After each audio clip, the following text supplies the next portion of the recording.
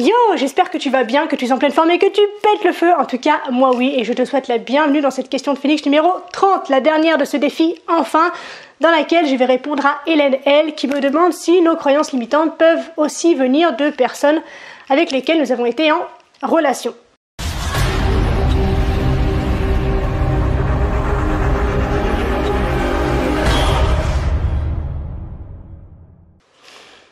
Alors, Hélène, la réponse à cette question est oui. Voilà, merci d'être venue, c'était cool, à bientôt. Non, je plaisante bien sûr, on va essayer d'aller un petit peu plus loin ensemble et je te propose dans cette vidéo non pas de te faire un tutoriel comme j'ai l'habitude de le faire, mais simplement de revenir peut-être sur l'origine de ces croyances limitantes qui nous empêchent en fait de mener à bien un projet, qui nous freine dans la réalisation d'un objectif et qui nous empêche tout simplement de nous épanouir au quotidien et de vivre en étant simplement soi-même. Alors, comme tu le sais, j'aime les définitions, j'aime expliciter quels sont les termes et les thèmes que l'on aborde, donc je vais te redéfinir très simplement ce qu'est une croyance. Limitante ou non, une croyance, de manière générale, c'est une pensée que l'on considère comme vraie, indépendamment des faits ou de l'absence de faits. C'est-à-dire que, quoi qu'il se passe quelque chose ou non d'ailleurs, on considère que c'est vrai. Et on n'a pas besoin de vérifier, on n'a pas besoin d'expérimenter la chose pour considérer que c'est vrai. Alors, bien évidemment, on ne naît pas avec ces croyances, elles nous viennent au fur et à mesure. C'est-à-dire qu'à notre naissance, l'enfant que nous sommes est vierge de toute représentation, que ce soit à propos de lui-même ou encore de son environnement, mais très vite, le dit environnement va introduire dans notre système de perception la notion justement de bien et de mal.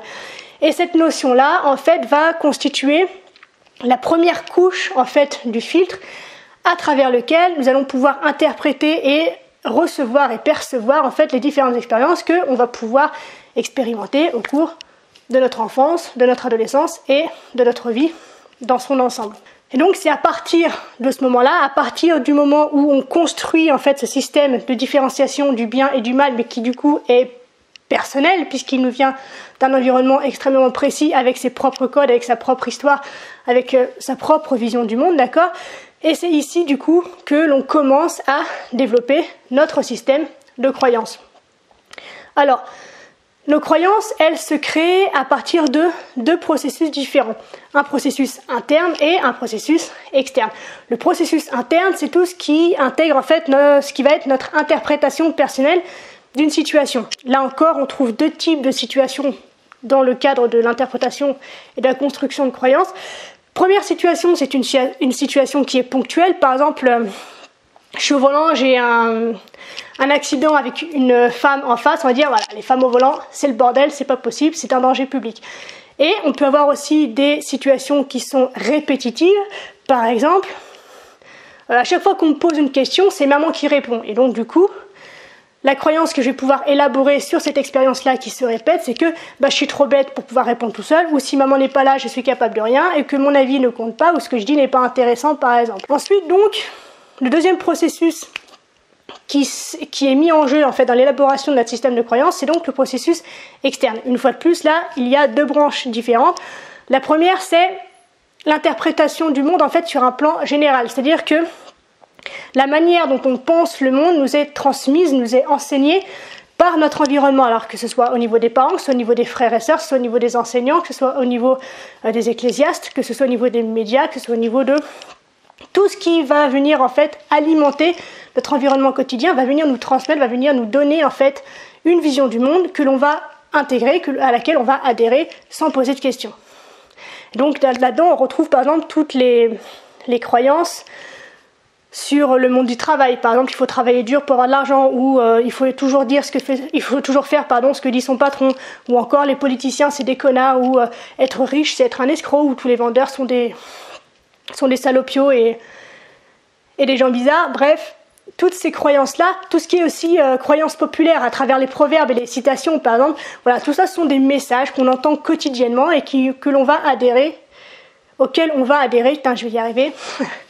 Et donc voilà, sans forcément tout remettre en question, mais sans forcément du coup se demander si c'est véritablement vrai ou pas.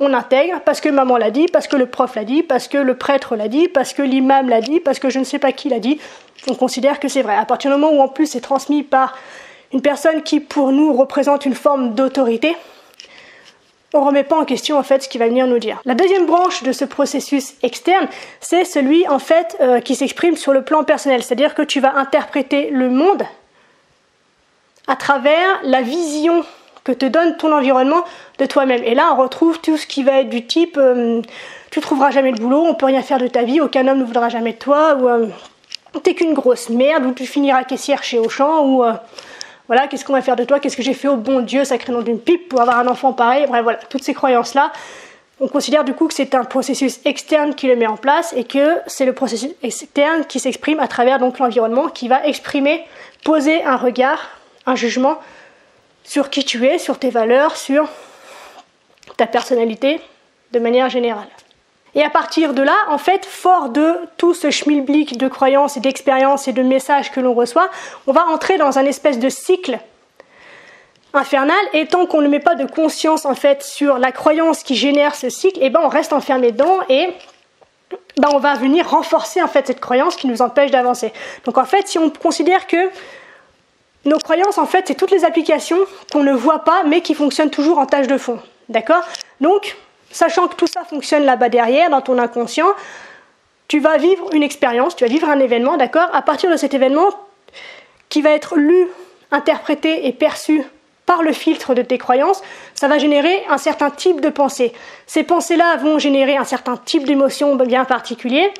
À partir de ces émotions, tu vas mettre en place une forme d'action, un type d'action particulier également, qui va donner un résultat, qui va venir renforcer la croyance. Et alors, vas-y que je mouline.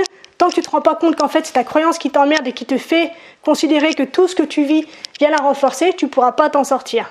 Donc le but, c'est peut-être à un moment donné, puisque tout ce qui lance en fait le mécanisme de l'action et donc du résultat, c'est ta pensée.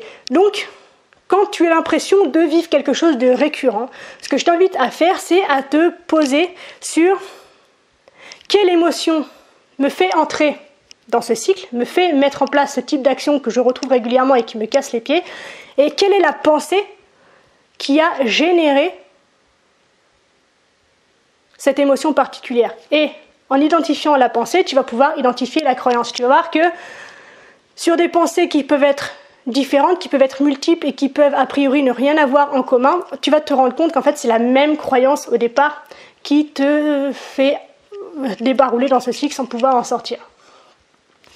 Donc voilà, aujourd'hui c'était simplement, le but de cette vidéo c'était simplement de refaire le point sur ce qu'est une croyance d'une part et quelle est son origine en fait, d'où viennent tous ces pensées que l'on considère comme vraies et que l'on s'attribue sans les confronter et à travers lesquelles on considère être ce qu'on est alors que c'est faux, on a du pouvoir sur absolument tout, tu le sais, si tu me suis depuis longtemps, c'est le message que je développe et que je transmets, donc n'hésite pas à t'écouter penser. En fait, la base, c'est ça, c'est toujours de développer cette capacité de te dédoubler peut-être et d'avoir cette capacité de te regarder vivre et de t'écouter penser pour pouvoir choper les trucs au vol qui sont intéressants, pouvoir les analyser, pouvoir travailler dessus et pour pouvoir avancer et évoluer.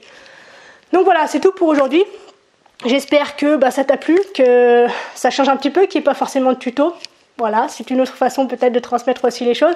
Donc, le défi des phénix se termine enfin, on est arrivé au bout, bravo les phénix et merci d'avoir été patient et présent jusqu'au bout.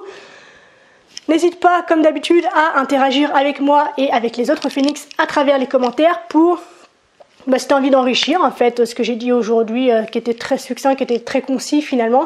Donc n'hésite pas à donner ton avis et ton expérience sur la notion de croyance limitante. N'hésite pas non plus à partager, à liker, à agir en tout cas d'une manière ou d'une autre pour que cette vidéo puisse être accessible à un maximum de personnes. On se retrouve donc dans la prochaine vidéo. D'ici là, bien sûr, prends soin de toi, sois reconnaissant envers la vie et surtout, n'oublie jamais que tu es la personne la plus importante de ta vie et que de ce fait, tu mérites ce qu'il y a de meilleur. Je te souhaite une extraordinaire soirée, une magnifique journée, une incroyable semaine. Je te dis à très bientôt, je t'aime. Ciao, ciao.